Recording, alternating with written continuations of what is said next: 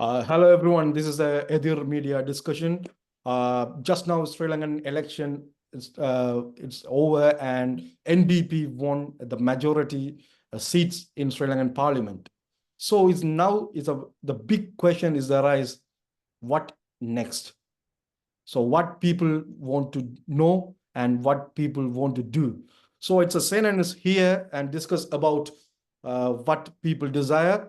Hi Senan, just explain. Uh, Hi, Raghavan. Yeah, the thing is what people want and what is the reality, what they get, all are different things. What expressed today in the parliamentary election in Sri Lanka, where the MPP won a thumping majority, is that an anger against the establishment. If you look at the existing parties, UNB, the capitalist party, a traditional capitalist party which had a command of support in the past, ended up with just one seat. And then the party that won a landslide in the last election in 2020, more than two-third majority, the SLPP ended up with winning 2 seats. They might get one more on the national list, just 3 seats in the parliament. SLP obviously is nowhere to be found. So there is no other opposition. The opposition just altogether mustered somehow like 40 seats they won, and they will get some more on the national list. So if you look at the smashing of the establishment, this is how it looks like. The existing parties, when the Aragalaya took place, what people demanded is the end of Rajapaksa government. Not only that, they said all 225, all the MPs go home. That was the demand. In many sense, majority of them are sent home in the election.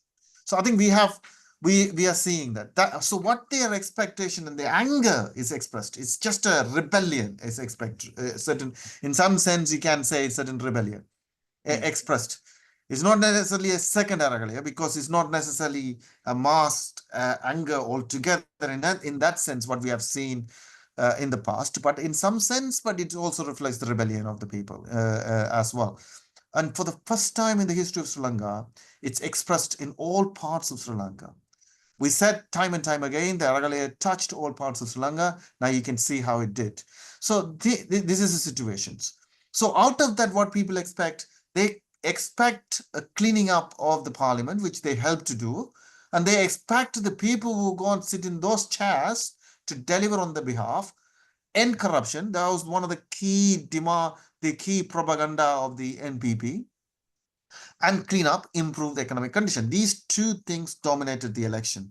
Ending corruption and looting, all those things, but also improve the economic condition. Economy has been a very sharp end of all the debate currently in Sri Lanka, because how Sri Lanka got bankruptcy, how the whole population is pushed into a corner at one point, and that they don't want to see that take place again or travel in that direction. So if the MPP have to address these questions, if this MPP government, they were given a full support by the people, presidential position, executive presidency, a thumping majority in the parliament, they can do anything they want. They can't say their hand are tied or this or that. No excuse whatsoever. We've given you everything.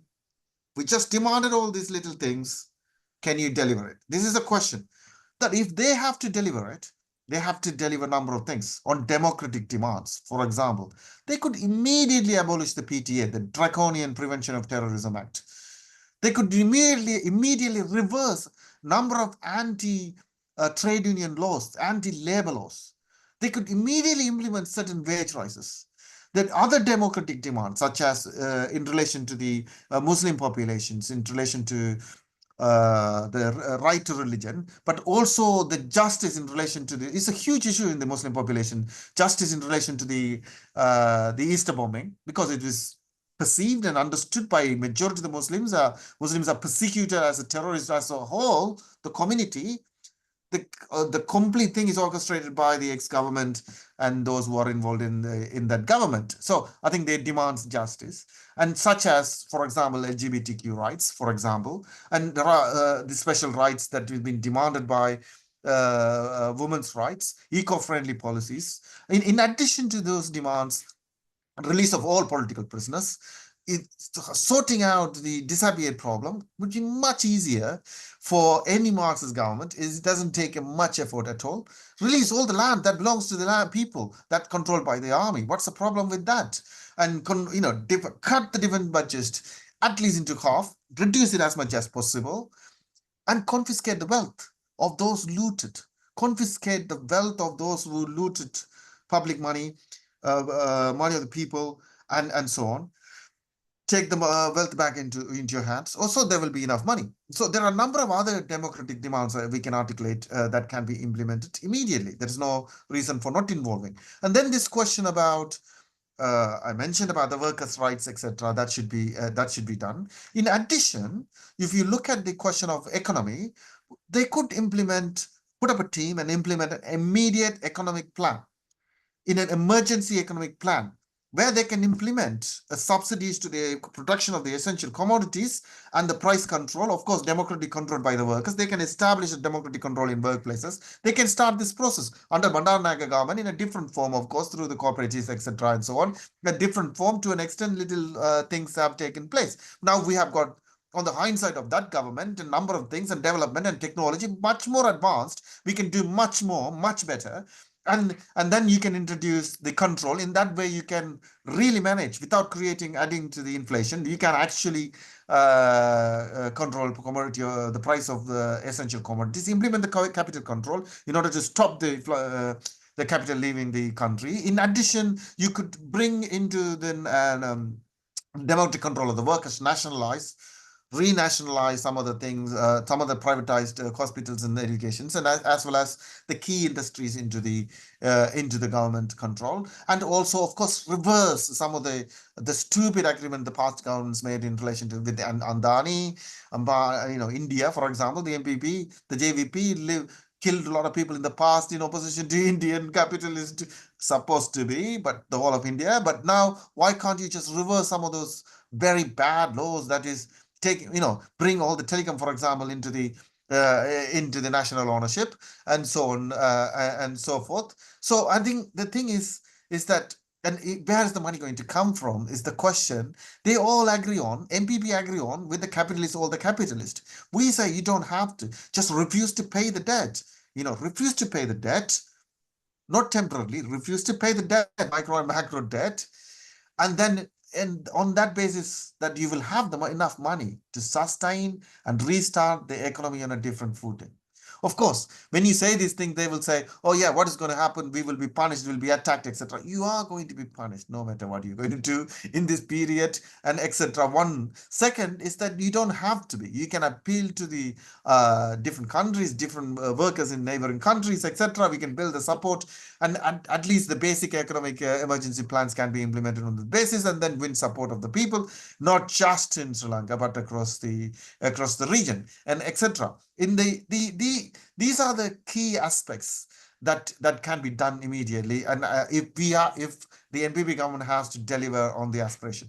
I wanted to add one more thing to this national question, the Tamils national question. It's not gone away. Don't bullshit us. Do not insult. All the MPP has already started the insult on the Tamil people and parties and activists, etc.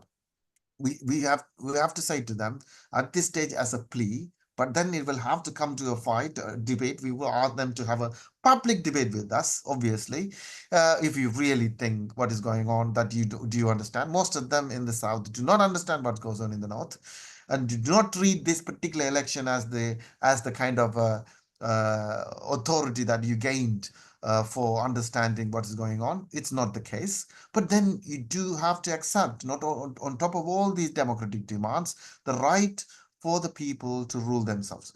The NPP even saying that they won't even implement the 13th Amendment properly. So without giving any rights to the Tamil population, you will never ever win their support. It will be a temporary blip. Please do not underestimate the national aspiration of the Tamils. So you have to address these questions. Implement the 13th Amendment fully as a starting point, and then accept the right to self-determination of the Tamils. Their right for the right. Then, of course, whether that right will be exercised by it and they wanted to live in a united country or not, leave that to the Tamils population. If you are confident with them that they voted for you, if you're confident that you can win on that basis, what are you afraid of? What are you afraid of? So why not give that right? So I think that particular aspect can help you to unite, can help you to deliver the mass aspiration. Without all these kind of approach, nothing going to be delivered. Without really taking on the IMF on these, particularly on these questions, nowhere you can find money. On a capital basis, if you're trying to solve this, you cannot. You'll end up in a dead wall. You will end up doing exactly what the IMF want you to do. You already said you're going to honor all the contract that's been agreed with China and India and so on, which means you carry on with the austerity and you become an extension of the of Ranil government. You will be growing Ranil's baby, as he put it, rather than anything else. So in that sense, more tiredness will settle in among the population. Anger against you will develop. That will see the end of NPP. That will not only see the end of NPP, JVP will be finished off from the map. If you do not deliver, that's your future. It might look so abstract hearing that particular point at this stage where you're all celebrating. We're all, there are a huge number of NPPs are celebrating and overwhelmed by this majority victory.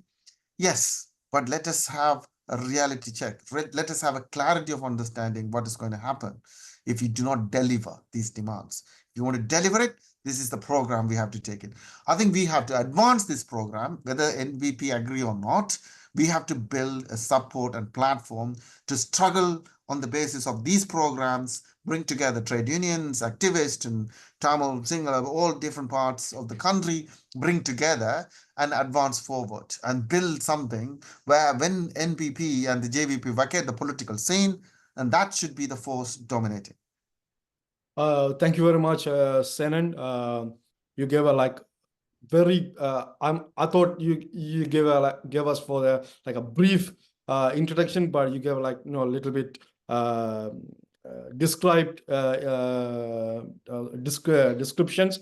So this one we need to continue this discussion, and please share this video to everyone and start discussion. So we are also happy to participate in this open discussion about this matter. So we will meet you for our next video. Please share this one with your friends and your social media. Thank you very much. Thanks, Raghavan.